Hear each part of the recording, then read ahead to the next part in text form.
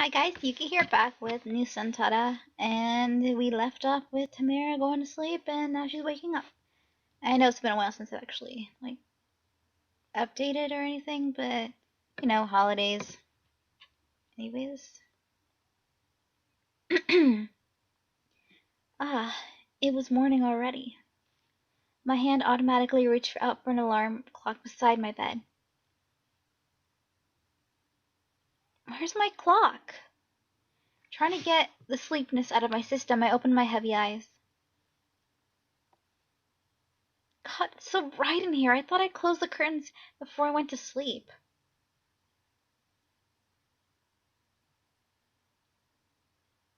I blinked my eyes. Once, twice. I'm not in my room. Ugh, so it wasn't a dream. No, we already knew that. I breathed in some fresh air. After a while, my throat became dry and sore. I swallowed and winced at the scratchy feeling. It was real. Everything was real. A little part of me was hoping that I was dreaming about the whole fell into another world thing, and when I woke up, I would be in my old apartment room, lazily lying in my warm bed, hugging my fluffy pillow. Maybe I'd spend some time wondering about my strange dream, and then I'd start the morning with a cup of coffee and my favorite waffles. To my dismay, it did not happen. I was still lost and trapped in this world.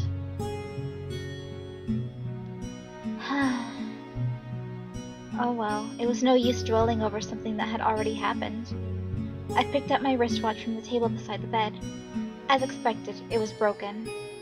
The glass cover cracked with the clock arms frozen at 6:17 p.m.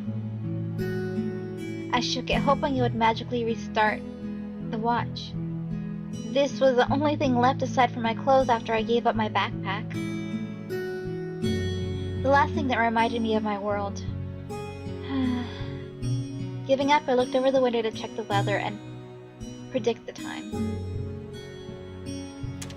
It's so bright, it hurts. Very pretty though. Wow. Birds are really loud. A breeze blew through my hair, almost like it was murmuring welcome to me. I could see some parts of the village from here, and the simplicity of it brought back some kind of beauty I couldn't describe. The morning glow in the sky was a beautiful hue of green and yellow, accompanied by thin mist and glimmering morning dew. I noticed that all of the houses were either built by wood, rocks, or dried leaves. These people must be quite skillful at handcrafts. After observing the houses for some time, I turned my attention further towards the backside of the village. What I saw now was a lustrous, healthy green forest with some tropical flowers decorating it. I could hear birds chirping from inside the forest and a faint sound of a waterfall accompanying it. But what about those stones? There were some kind of stones with an interesting blue glow growing in the forest. They were growing on the tree barks and story log.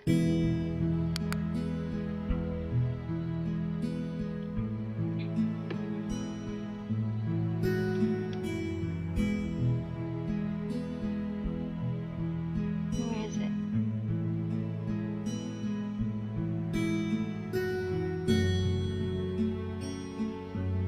There were some kind of stones with interesting blue glow growing in the forest. They were growing on the tree barks and grounds. Is it some kind of mineral? A twinkling sound pleasantly met my ear, and I saw that some children were already awake. Oh, they're so cute! For a moment, all my earlier thoughts were blown away. They were laughing and running, chasing each other in playful demeanor. I was surprised to see that they had small wings on their backs. I was still not used to this whole having wings on your back is normal thing, and they looked so tiny and vulnerable if I were to compare it with Yutas or Ussies. Oh, just look at them. They sometimes flap their wings and it's just so adorable. I let out a small laugh. Their happiness was contagious. I wonder if it was normal for children here to wake up at such an early hour. I took another look at the stones. Maybe I'll observe them more closely later.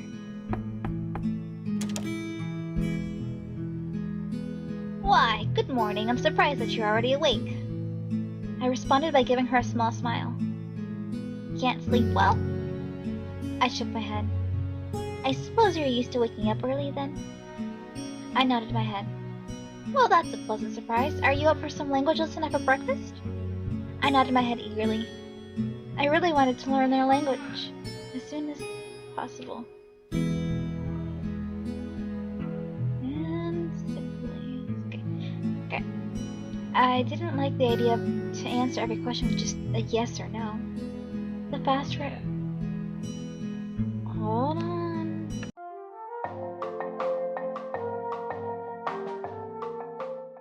Back. Let's see. Let me get myself all comfy. The faster I learn their language, the faster I'll learn about how to get back to my world.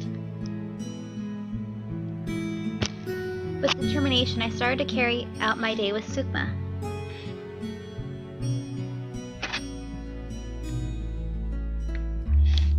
Namaku Tamara.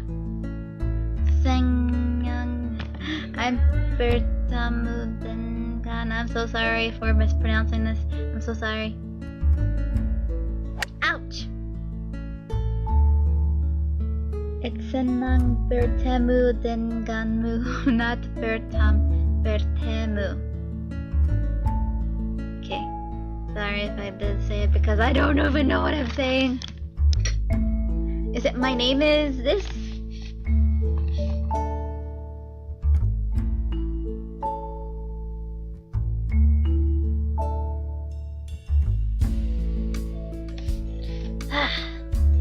I can't believe it took me 2 hours just to teach you a basic introduction like this. It's not my fault if the spelling and accents here is completely different. Basically, she's trying to teach me how to introduce my name as simple pleasantry for the sake of politeness. The line was simple. My name is Tamara. It's nice to meet you. Which translates to Namaku Tamara. Senang bertemu denganmu. Yet somehow I kept messing with the accent and spelling. We had been going around in circles for the last 2 hours. I was usually good at learning languages, but God help me. Sukma was really strict in her teaching methods. Wonder how he survived this. Let's try it again from the beginning. Namaku. Nameku. Ouch! Here, write down every conversation and every word I taught you.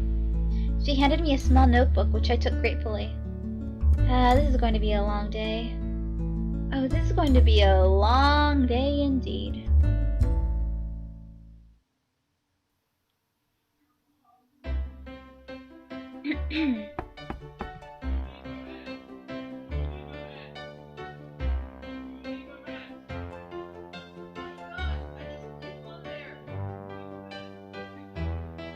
Okay.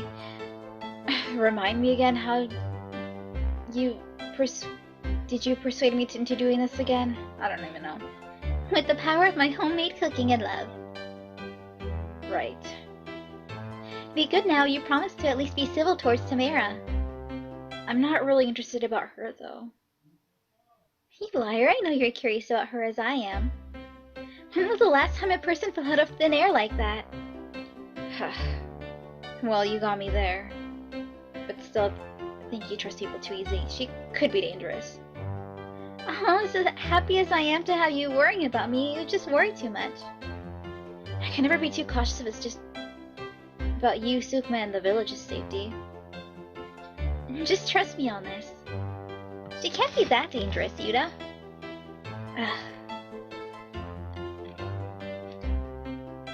Anyway, here we go. I don't even know.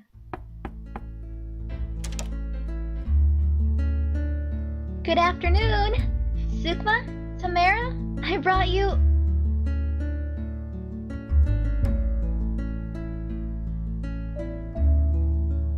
Alright, that will be enough for now. Tamara! What happened, Granny? I just taught her some basics of our language. Well, her accent may still need some training, but at least she's got the words right now. Oh, Anyway, I better go and cook some lunch. Both of you must be starving after the language lesson. My stomach growled at the word lunch. Embarrassed, I held my stomach and sent her a grateful smile.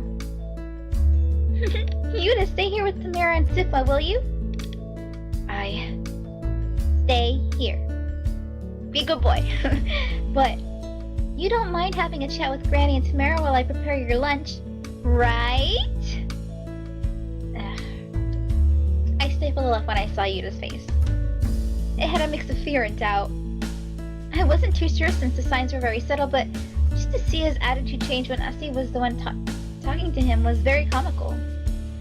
Oh, he's whipped alright.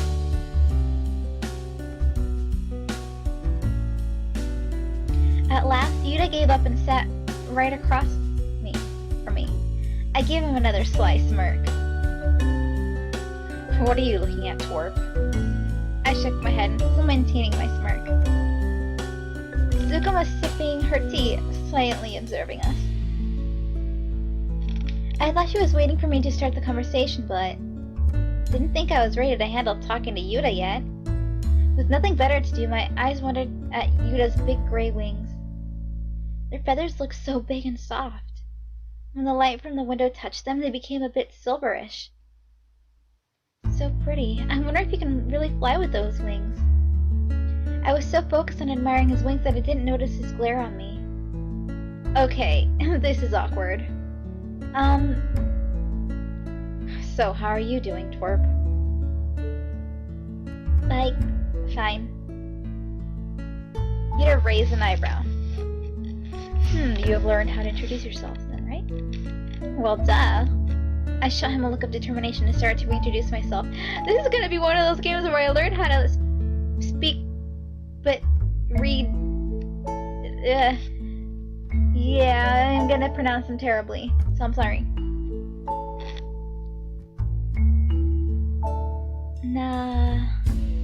Mak, Tamara, Sanam, Ber,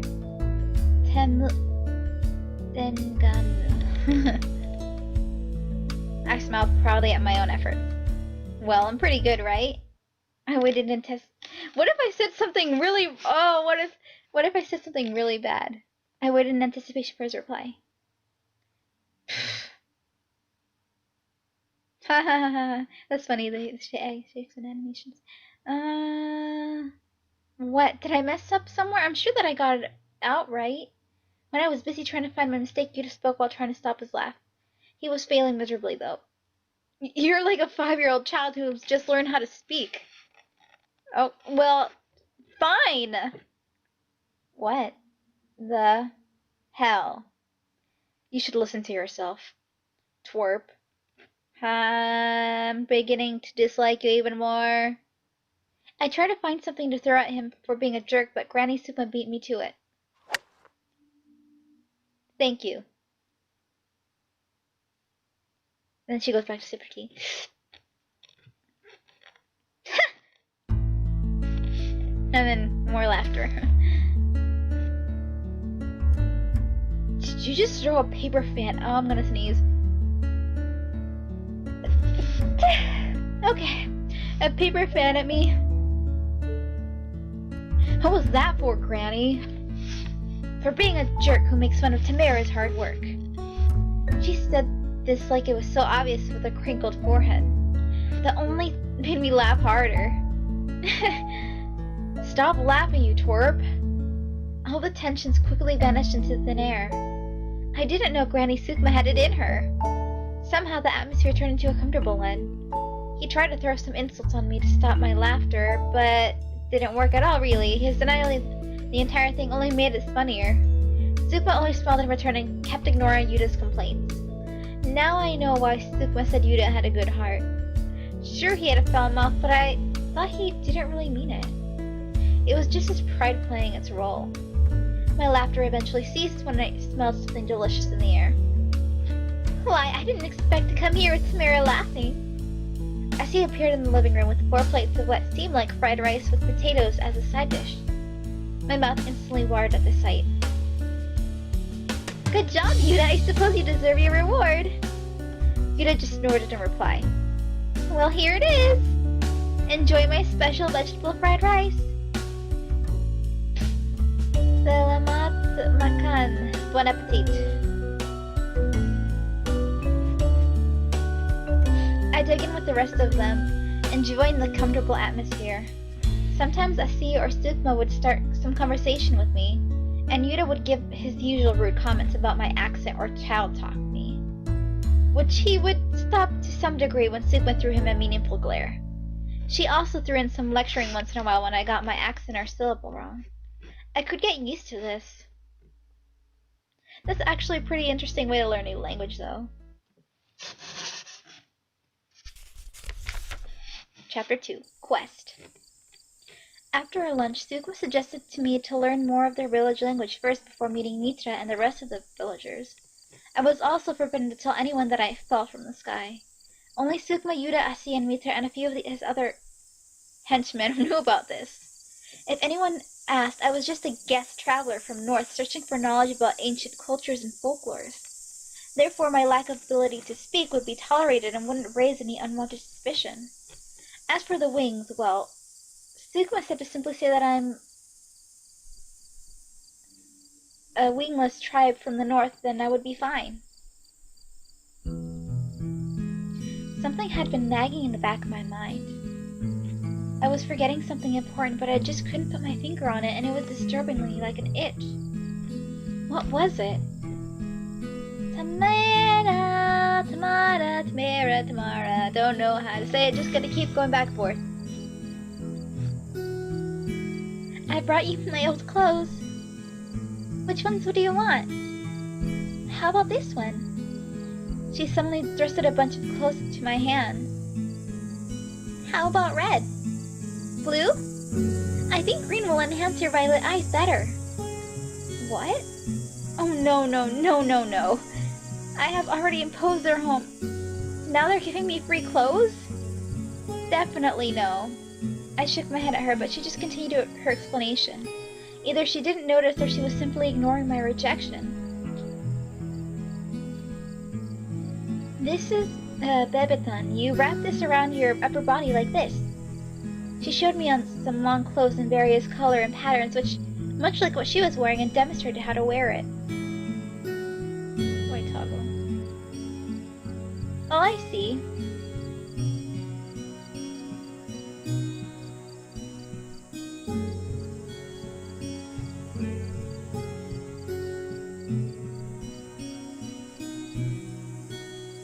This is kabaya, the outer piece. Oh, and don't worry, it's supposed to be see-through. I don't wear it often though because it's itchy as heck, so it's your choice to wear it or not, she winked. And this is, batik. Just wrap this around your waist like a skirt and you're done. Well, what do you think? I observed the intricate and delicate patterns of each piece of clothes. I was amazed for a moment before a frown took my place on his face. As if sensing my hesitation, Asi smiled reassuredly at me. Don't worry, you'll look beautiful in these. That was not what I was worried about, though. Surely you have no problems with hand-me-downs? I shook my head quickly. Then what's the problem? You know people will get suspicious if you don't wear our clothes, right? It's just that, I don't want to... What was the word? Trouble you? There. Believe me, you're doing me a favor by taking these clothes. They're taking too much space in my wardrobe. Are you sure? Even so, I don't think I... Just shut up and accept my goodwill, okay? Don't reject it and waste them. She said it with a frightening wide smile. Fine, but no kabaya. I picked up the clothes and gave the kabaya back to her. She grinned, basking herself in the victory she earned. Do you need anything else? Oh, and before I forget, I signaled her for something to hold my hair up in a ponytail. I can't stand it when my hair is down. Alright, I'll find something to hold your hair up. Anything else? I shook my head, which she replied with a kind smile and walked out with a satisfied look. I just couldn't win over her. At least now I knew how Yuta felt, even though just a little. I shook my head in amusement. It took another look at the skirt called fatigue. Well, can't be picky now. Yet I could almost hear my inner self cry out on one of woman's most wonderful privileges. Wearing a skirt. I guess I can't wear my jeans anymore.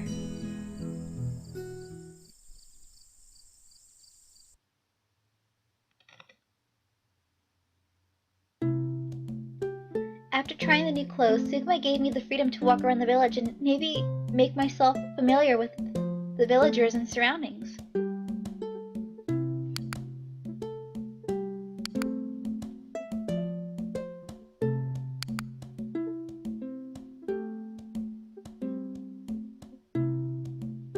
I felt a little nervous, but also excited. Alright, what should we do first? Wait, what did I just click? Me and Essie went to collect some herbs in the forest near, story log.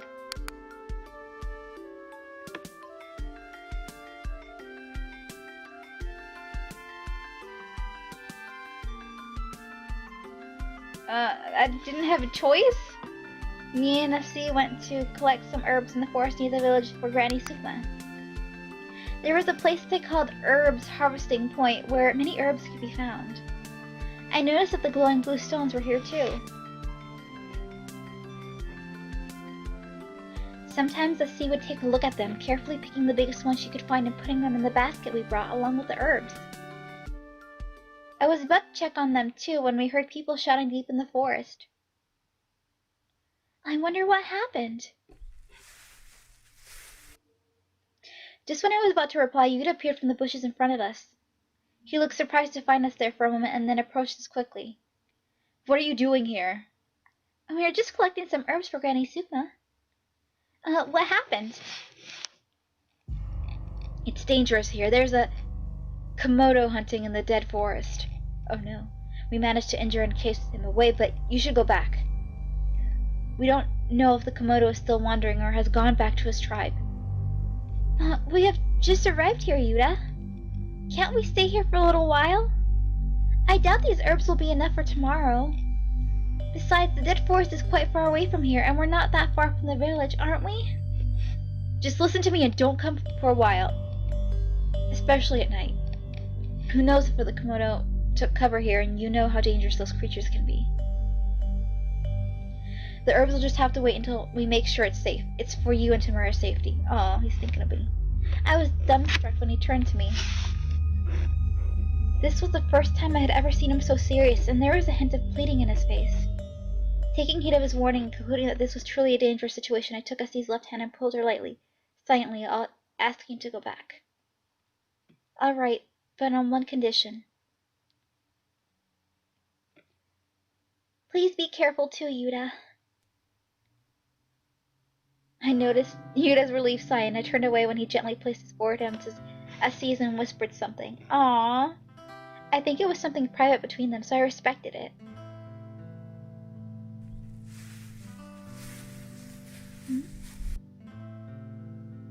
I thought I saw someone there just now. Was that just my imagination? When they were finished, me and Essie walked back to Loma Village when Yuta went back to patrol the area. I couldn't help but smirk when I caught Essie's red face, and I got a smack on my shoulder in return.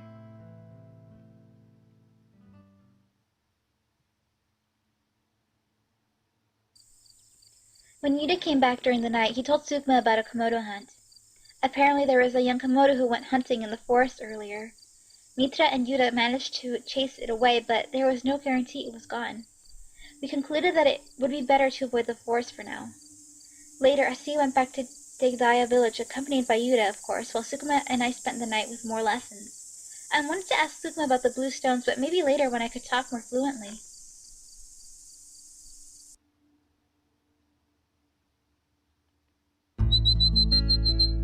Owie.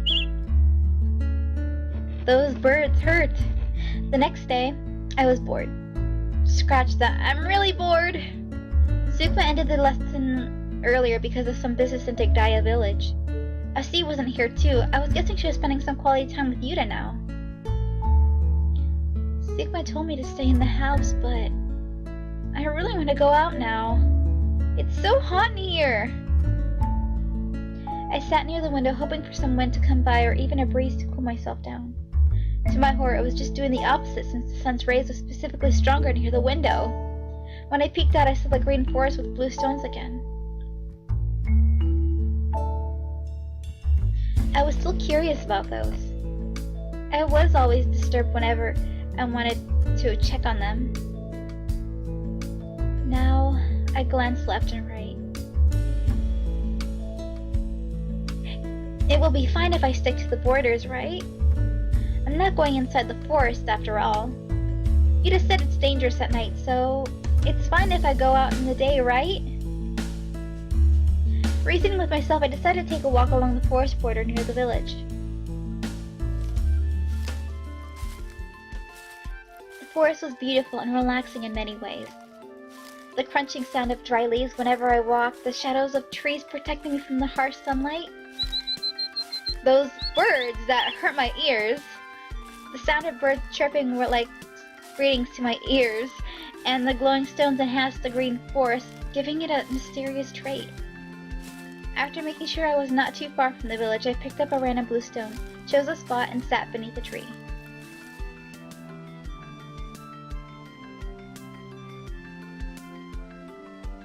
It's more like a crystal, or is it a mineral? I didn't know since I never saw them before. Surely Asi and Suko were collecting them for a reason? What was it used for? The crystal in my hand was slightly smaller than my thumb. Some crystals were clear while the others were murky. When I exposed it to the sunlight, it glittered from within. They were growing almost everywhere and easy to pluck, either from the ground or the tree barks. But the bigger the crystal, the bigger the resistance. I wonder. I finally get to choose. Knock it? What does that even mean? I'm gonna poke it. I poked it. Once, twice, nothing happened.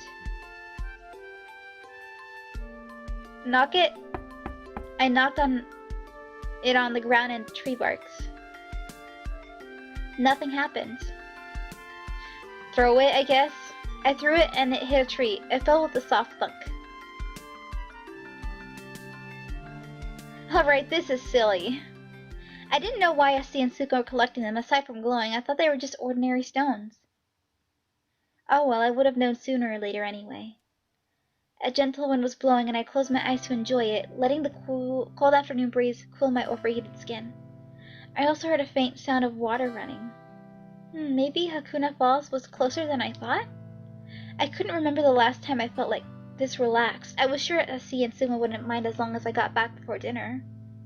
Before I knew it, the sound of water running and leaves grazing each other lulled me to sleep. I'm gonna wake up, and there's gonna be a face in front of me. Wait, that little girl, is she back?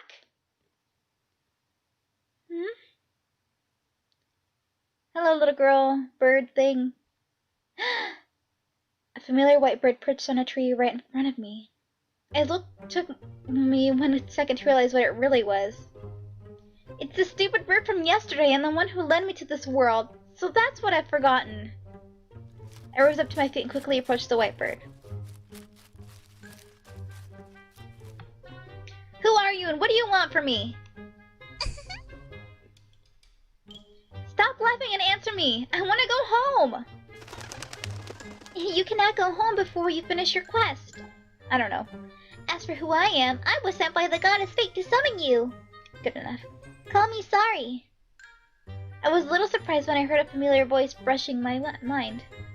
It sounded like a teenage girl, but it had a touch of elegance. Well, no, never mind, it's not. Whatever. Which made it sound more mature. I almost died. If your goddess wants something from me, at least tell her not to kill me in the process first. Do you think it's funny to suddenly send me skydiving? That was a little mistake on our part. But you're here now, right? Well, whatever. I'm not even gonna bother with whatever, right? I could sense an amusement radiating from her. Don't I have a say in any of this? Why couldn't you just ask me instead of kidnapping me? Why me? Kidnapping?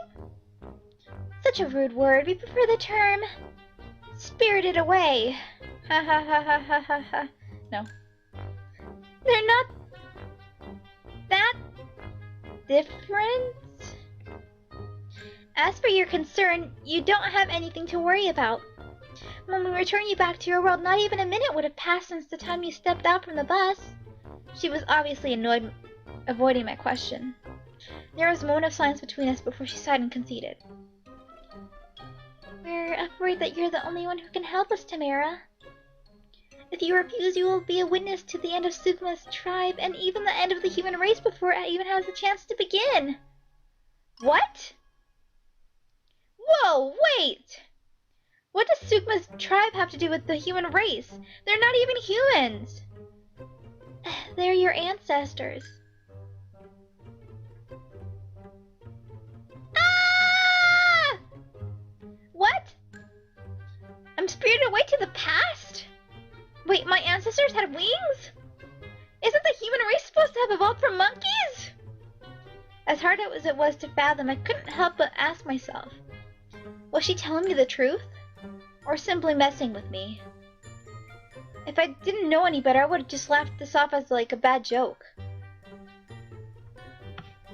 But after experiencing this whole new level of absurdity, I didn't know what to believe anymore. So I simply scoffed at my outburst. If monkeys can evolve into humans, surely it didn't close the possibilities of birds evolving into humans. Just so you know, reptiles also evolve into humans here.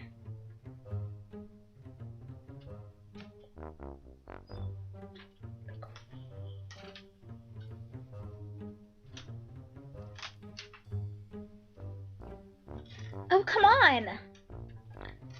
My ancestors are birds? What now? Pigs can fly and there are pink elephants with polka dots? Is it really that hard to believe? Didn't the fossil records in the human world indicate that dinosaurs evolved into birds? Your knowledge and ways of thinking are just too shallow. I really don't know what to say. This was not what I expected or something that my mind could accept easily. Not to mention a bird had just told me that my knowledge was too shallow. Let's put this aside for now. The problem is still the same. Do you wish to save your ancestors, or should I say, the human race? This is ridiculous. Fine, I'll believe you, but why me? I'm just an ordinary girl and I'm below average in looks and intelligence departments. Can I meet the goddess? She should speak to me in person if she wanted to ask something huge from me. I played along as if I tried to test her. Believe me, we chose you for a reason, and as I've already said, you're the only one who can do this. Have you forgotten, Tamara? You've already met the goddess once. She even promised to meet you again. What? Who? You mean that shadowy figure who opened the hole is the goddess? Did your goddess even consider my safety first before she suddenly transported me? Give me a parachute, airplane, or even wings! She is a goddess, right? Are you still mad about that? Man, I'm getting tired of this fight. Yes, our apologies. The only portal to get here is in the sky. What matters now is that you're here and didn't die. Everything is according to her plan. I seriously doubted that. The goddess is also aware how difficult the quest is, and we have chosen 3 people to help you. Each of them is unique, but whether it will work out or not will all depend on you. They will help you, but you will have to gain their favor first, and remember, in the end you have to choose just one. So choose wisely. Wait, I still have many questions! Who are the 3 people that will help me? Hey! You haven't even told me about the details of my quest!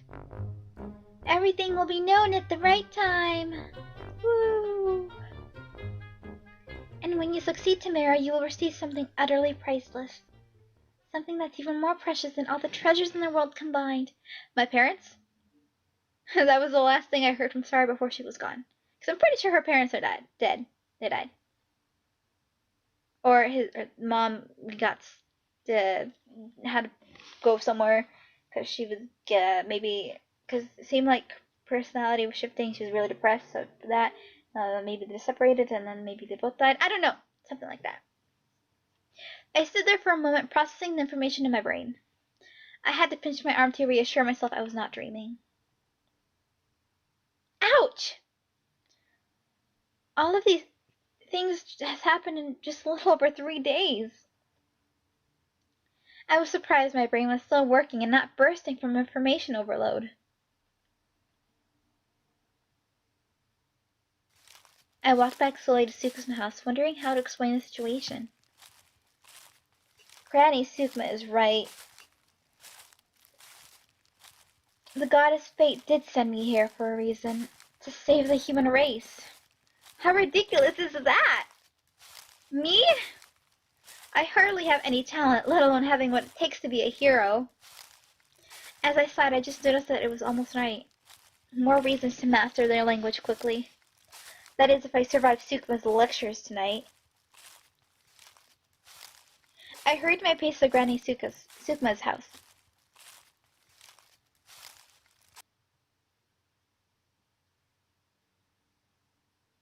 Chapter 2, Quest Scene 1, Meeting the Guys. I will be leaving it here for today. I'm trying to that's the wrong one. Cut it short. That way it doesn't go over and people lose interest. Also,